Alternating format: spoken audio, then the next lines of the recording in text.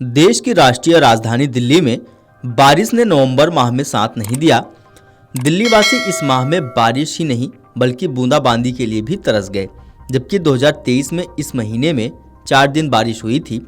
यही नहीं, इस साल अक्टूबर का महीना भी 5 साल में सबसे ज़्यादा सूखा रहा। इसका सीधा असर वायु गुणवत्ता के साथ सर्दी पर देखने को मिल रहा है।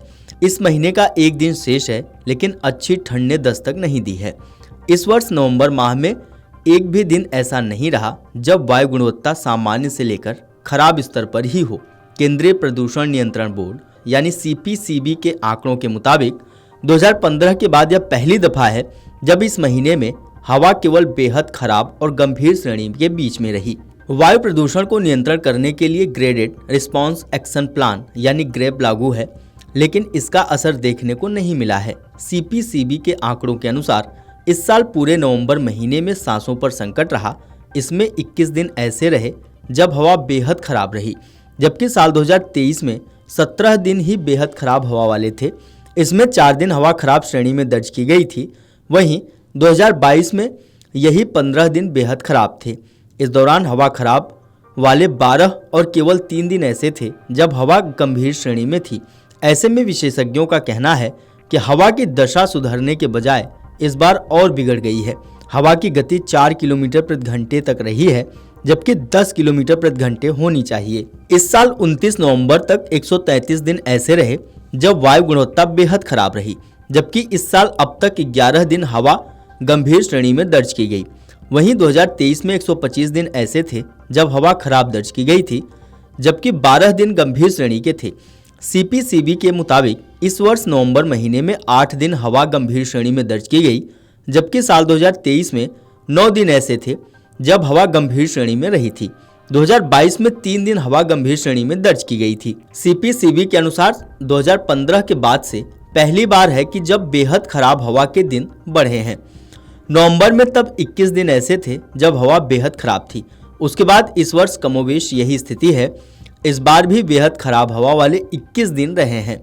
उधर 2015 के बाद पहली बार है कि जब हवा एक दिन भी खराब श्रेणी में रही हो या इससे अच्छी से लेकर सामान्य रही हो, जबकि बीते वर्ष 4 दिन ऐसे थे जब हवा खराब श्रेणी में दर्ज की गई थी। इसके साथ ही साल 2022 में 12 दिन ऐसे थे जब AQI खराब श्रेणी में दर्ज किया गया था।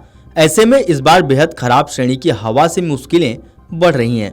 इससे लोगों को प्रदूषित हवा में सांस लेने को मजबूर होना पड़ा है। इस साल नवंबर महीने में एक भी दिन ऐसा नहीं रहा जब AQI 100 से नीचे रहा हो। इस सूचकांक में हवा संतोषजनक मानी जाती है। आंकड़ों पर नजर डालें तो साल 2019 में केवल एक दिन हवा संतोषजनक और 3 दिन सामान्य श्रेणी में दर्ज की गई थी। वहीं साल 2022 में हवा के केवल 2 दिन सामान्य श्रेणी में रही थी। आपको बता दें, दिल्ली में ग्रेप 4 लागू है। इसके बावजूद भी हवा की सेहत नहीं सुधर रही है। राजधानी में हवा की दिशा और गति बदलने से शुक्रवार को वायु गुणवत्ता बेहद खराब रही। केंद्रीय प्रदूषण नियंत्रण बोर्ड के मुताबिक वायु गुणवत्ता सूचकांक 331 दर्ज किया गया। इसमें गुरुवार की तुलना में 6 अंकों की वृद्धि दर्ज की गई। दिन में स्मॉग की चादर छाई रही। डिसीजन स्पोर्ट सिस्टम के मुताबिक हवा में ट्रांसपोर्ट से होने वाले प्रदूषण की हिस्सेदारी 21.408%, कूड़ा जलने से होने वाले प्रदूषण की हिस्सेदारी 2.112% रही। CPCB का पूर्वानुमान है कि रविवार तक वायु गुणवत्ता बेहद खराब श्रेणी में रहेगी।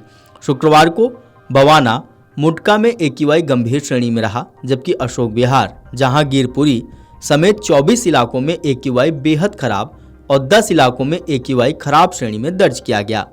पहाड़ों से आने वाली हवाओं ने मैदानी इलाकों में अब ठंड का एहसास कराना शुरू कर दिया है। शुक्रवार को सीजन की सबसे ठंडी सुबह रही। प्रादेशिक मौसम विज्ञान केंद्र के मुताबिक न्यूनतम तापमान सामान्य से 1 डिग्री कम यानी 9.5 डिग्री सेल्सियस दर्ज किया गया। यह गुरुवार की तुलना में 0.6 डिग्री कम है। साथ ही अधिकतम तापमान सामान्य रहा, जो 26.4 डिग्री दर्ज किया गया। सफदरगंज हवाई अड्डे पर सुबह हल्का कोहरा छाया रहा। ऐसे में सुबह 7:30 बजे न्यूनतम दृश्यता 1000 मीटर दर्ज की गई। सुबह स्मॉग के कारण वाहन चालकों को खासी परेशानी हुई। वहीं शनिवार के लिए मौसम विभाग ने घने कोहरे का अलर्ट जारी किया है। इस दौरान अधिकतम तापमान 26 डिग्री और न्यूनतम तापमान 10 डिग्री सेल्सियस तक पहुंच सकता है। वीडियो डेस्क अमर उजाला.com। अगर आप ये वीडियो YouTube पर देख रहे हैं तो हमारे चैनल को सब्सक्राइब कर बेल आइकन दबाएं और Facebook पर देख रहे हैं तो हमारे पेज को लाइक करें। 8 मिलियन प्लस सब्सक्राइबर, आपके इस भरोसे के लिए बहुत धन्यवाद।